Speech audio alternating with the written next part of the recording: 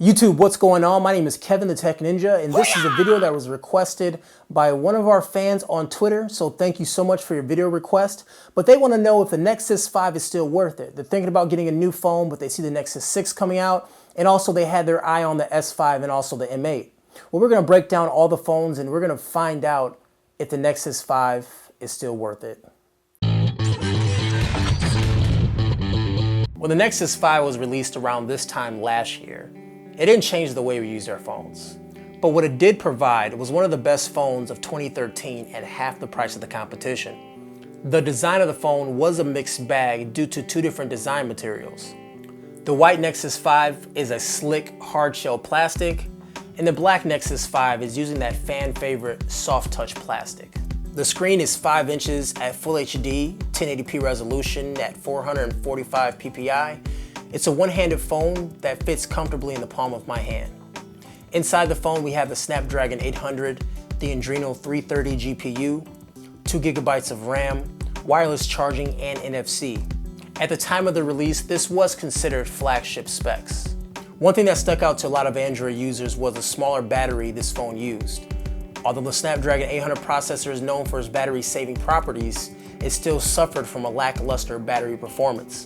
Out of the box with moderate use, you'll get around 9 hours of battery life. And for some people, that wasn't enough. Some people will also say the 8 megapixel camera took a backseat as well. The images that came from the device left a lot to be desired. Images were washed out, and in low light they were very grainy. The 1.3 megapixels on the front camera had the same issues, just at a lower resolution. Almost a year later after this phone's being released, it's still used by a lot of people. And a lot of tech sites and reviewers still find the Nexus 5 as one of the better phones. And I can see why. It's light, it's fast, it's easy to hold, and it's just an overall good experience on a phone. A few months after the Nexus 5 came out, the TouchWiz-enabled Galaxy S5 was announced. The S5 was relatively the same size, but it also had dust and water resistance at an IP67 certification. The camera was double the megapixels, and overall the camera experience ran circles around the Nexus 5. It had the newer Snapdragon at 801 in tow, the same 2 GB of RAM and GPU.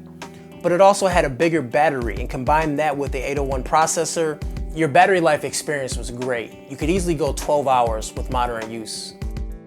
5 months after the Nexus 5, the HTC One M8 was released. And that too was a 5-inch phone. It's made out of aluminum and has the front-facing boom sound speakers. It ran HTC Sense software, the Snapdragon 801, and same GPU. The camera took a lot of flack for its ultra-pixel camera. It produced poor images, and it made the Nexus 5 camera look pretty good. Still, performance was excellent and still seen as a top Android phone.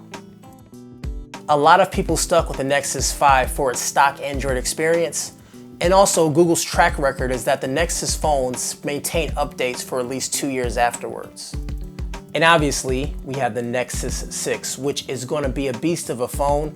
As of this video, it's not released yet, but looking at the specs, we can assume a lot of things about it, especially the camera. It's a 13 megapixel with image stabilization, which is a big plus considering the Nexus 5 only had the 8 without the image stabilization. Of course, it has the 3 GB of RAM on board, and also has the newer Adreno GPU, which should increase some of the gaming experience.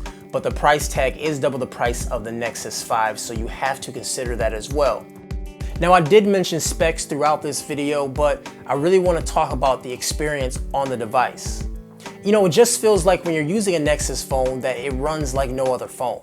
It just really has that smooth experience. There's no input delay, and it's honestly just the best experience on any type of mobile device that I've used, period. And also, getting updates is really a big deal because around this time every single year, a newer version of Android comes out, and knowing that you're gonna receive it around the first couple days of it coming out is a really good feeling. And especially Android, because every single update, a lot of enhancements come out, not just refresh and refinements on older enhancements. This is brand new stuff, and it actually feels like you get a new phone every time a major version of Android comes out. To sum things up, no matter which device you're looking at in its price range, and we can even include a few more like the MX3, the MX4, and also the OnePlus One, you really won't experience much difference. I mean, a couple of things here and there may be faster, or when it comes to gaming, you may have more frames per second.